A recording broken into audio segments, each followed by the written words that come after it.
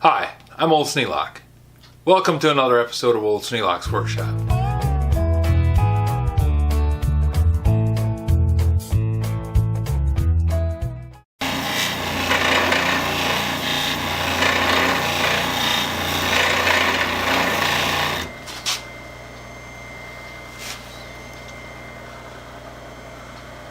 Still got some pits in it.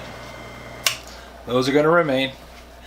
Like I said, I'm not going to take this down any further than that because I don't want to reduce the thickness of the eye. But I think that's a pretty nice axe considering what it was to start with. Now, I just got to do the handle. And for that, I've got to move the buffing wheel.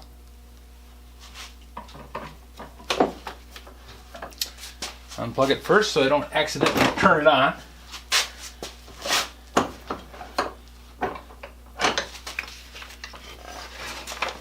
Just pick it up and set it back there. Out of the way.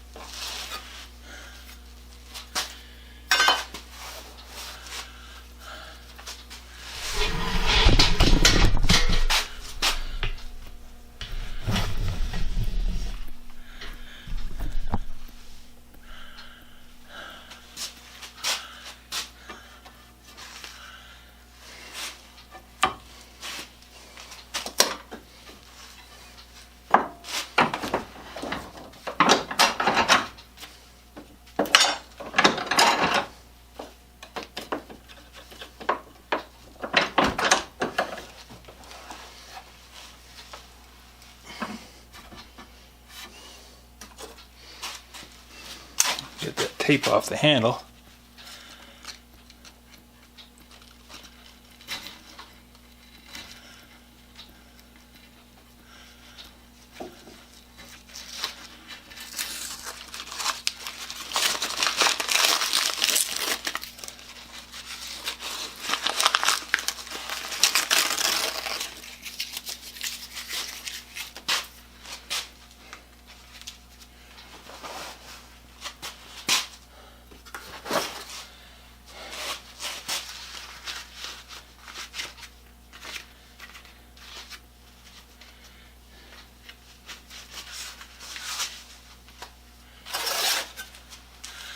And scrape down the handle.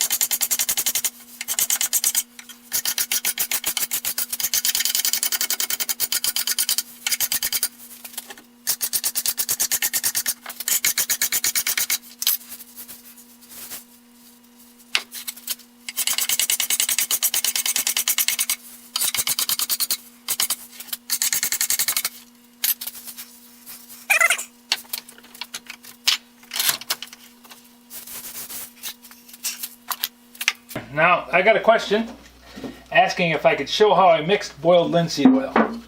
Now, it's really complicated. I take an old jar from spaghetti sauce. This happens to be Prego.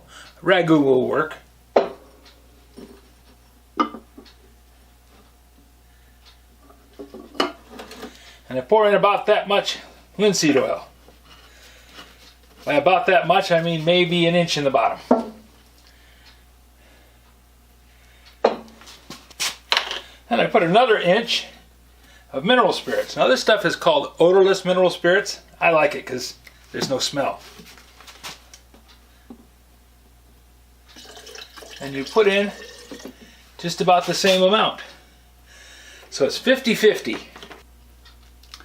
Just about like Scout Crafter's penetrating oil, 50-50 mix of acetone and automatic transmission fluid.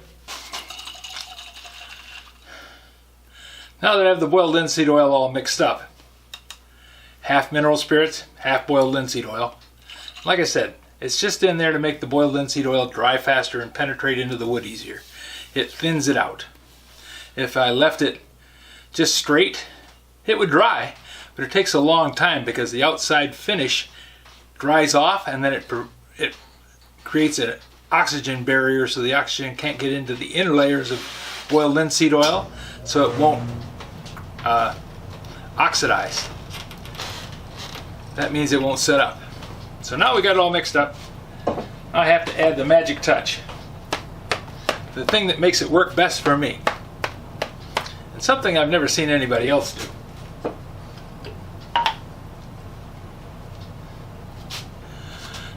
I take a short piece of sock and I drop it into the boiled linseed oil.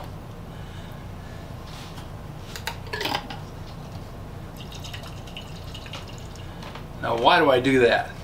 Well, boiled linseed oil has this thing where it oxidizes. You know, we just talked about that. And when it oxidizes, it heats up. And if you have a rag soaked in boiled linseed oil and you let it dry out in the air, it may get hot enough to actually catch fire. It's happened. So the idea is, by putting a piece of sock into the jar, I now have something to take the boiled linseed oil out of the jar and put it onto the thing that I want to put it onto. And it limits the amount of oxygen that can get to it. So I just leave the rag in the jar. I don't have a rag sitting out anywhere where it can actually oxidize and catch fire. You're welcome to use that trick if you'd like. Now I take my boiled linseed oil applicator, which in this case is a pair of kitchen tongs. They're, I don't know, real old.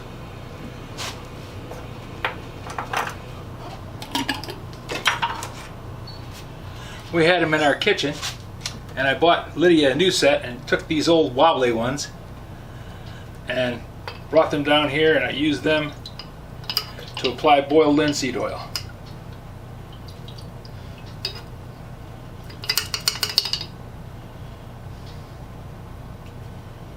Now I just take the swab and run it up and down the axe or the screwdriver handle or the draw knife handle or anything else that I'm putting boiled linseed oil on.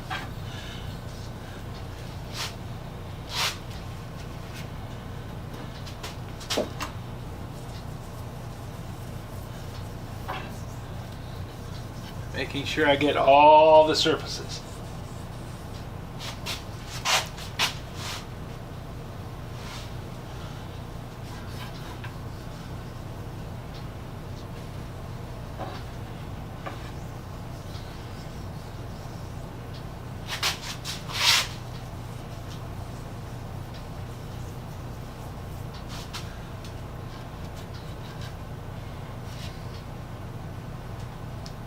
And just drop that rag right back into the boiled linseed oil.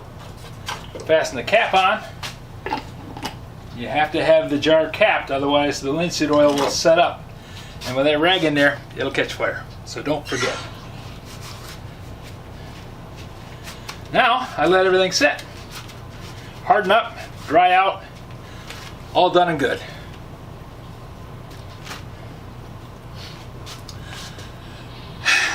Tomorrow, I'll put a coat of wax on the handle, but you've seen me do that before.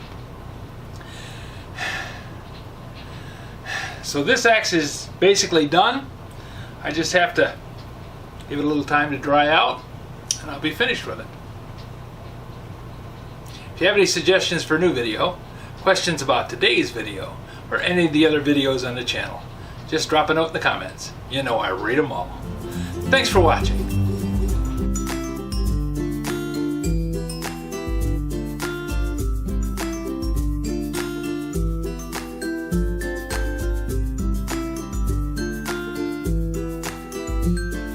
This video is not to be viewed by anyone under the age of 13 in the US or 16 in the European Union, without the express written permission of the parents or legal guardians of the underage person. Such written permission must be on file at the local government entity in charge of enforcing the rules and regulations established by the FTC. Anyone violating these terms is admitting by default that they hold harmless the owners and operators of this channel. Any and all questions should be addressed to your local branch of the FTC.